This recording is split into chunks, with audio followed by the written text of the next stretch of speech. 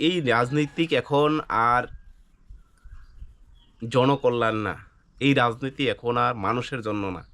এই রাজনীতি, এই পলিটিক্স এখন আর সাধারণ গরিব অসহায় মানুষের লগ্ন না। কারণ আমাদের এই দেশ স্বাধীন হইছে প্রায় ৮০ বছর হইতে যাইতাছে।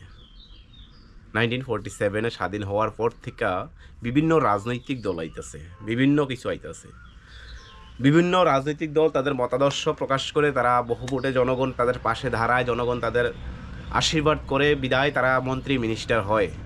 কিন্তু আজকে ৭০ বছর যাবৎ এই দেশের হতদরিদ্র মানুষ, গরিব মানুষ, মেহনতি মানুষ, যারা খেটে খাওয়া মানুষ, তাদের স্ট্যাটাস, তাদের বংশ পরম্পরা আজও একই অবস্থায় আছে।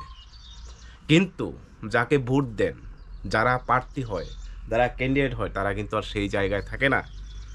আজকের এই রাজনীতি হচ্ছে হিংসার রাজনীতি। আজকের রাজনীতি হচ্ছে মানুষের মধ্যে বিভেদ সৃষ্টি করার রাজনীতি, বা যেই পার্টি হোক। এখন রাজনীতিটা মানুষ প্রতিঘাত করার জন্য করে। এখন রাজনীতি মানুষ উন্নয়নের জন্য করে না। এখন রাজনীতি মানুষ এরিয়া উন্নয়ন, ভ্রাতৃত্ববোধ স্থাপন, একতাবোধ করা, নিজের এরিয়াকে, সমাজকে দূষণমুক্ত করা, সুন্দর একটা পরিবেশ করা, সেই লক্ষ্যে আর এখন রাজনীতি করে না। এখন রাজনীতিটা করে হিংসার রাজনীতি। কেউ আমাকে কিছু কইছে, আমি প্রতিশোধ নিতে লাগবো আমার সরকার আইলে। তো এমন একটা সরকার দীর্ঘদিন থাকার পরে পশ্চিমবাংলায় গেছে, তৃণমূল সরকার পতন হয়েছে, বিজেপি সরকার উদয় হয়েছে। এই রাজ্য সেম সিপিএম সরকার গেছে, আবার বিজেপি সরকার আইছে। আবার একটা সময় বিজেপি সরকার যাইব, আবার অন্য একটা পার্টি আইব, সেটাই খেলা।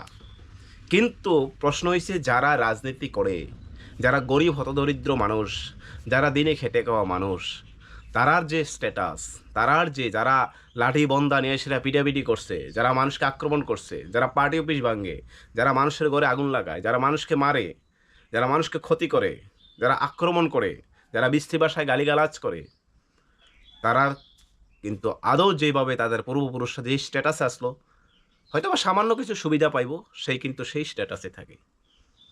কিন্তু যার জন্য করছে, যার জন্য করছে, হের স্ট্যাটাস কিন্তু চেঞ্জেস।